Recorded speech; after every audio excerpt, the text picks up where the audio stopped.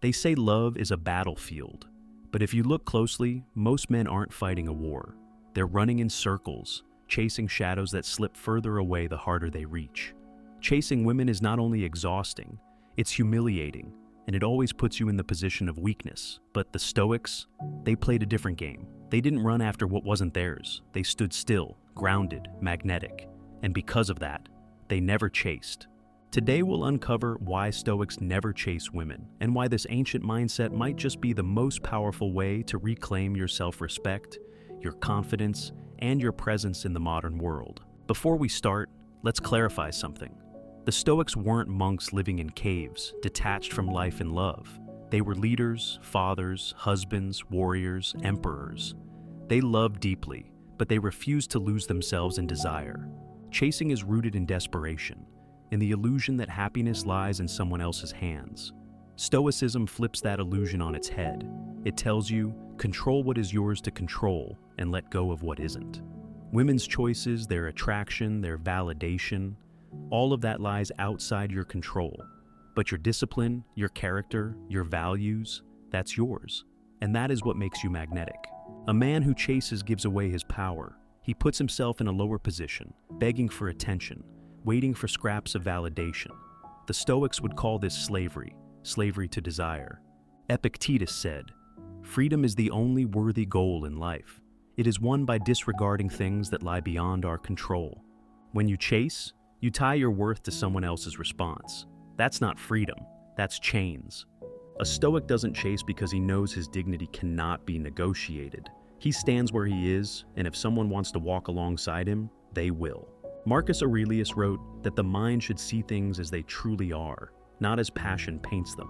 When you chase a woman, you stop seeing her clearly. You exaggerate her qualities, you project fantasies, you ignore red flags.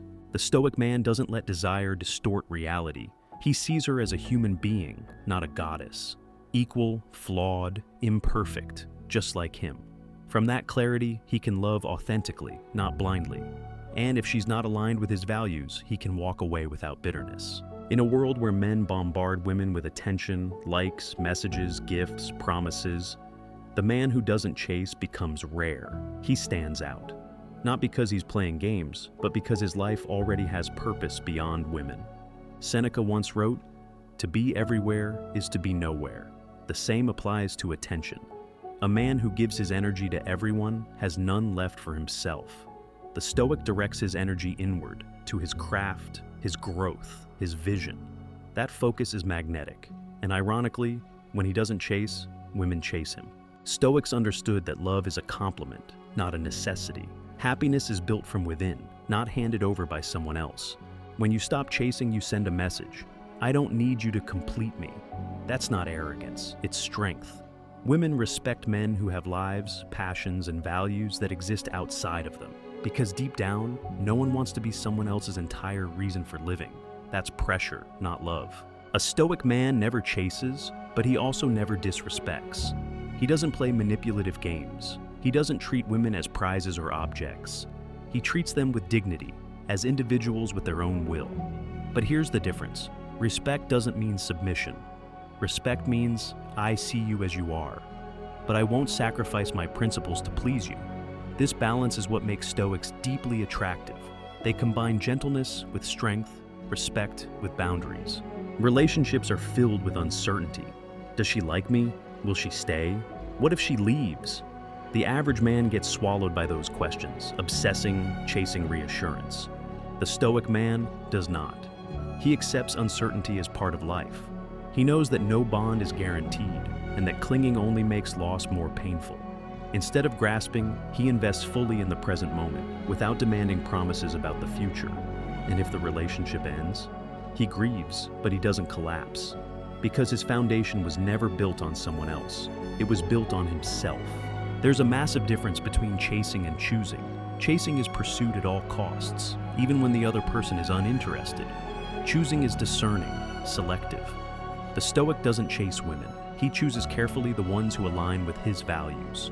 He invests in women who respect themselves, who live with integrity, who add peace instead of chaos.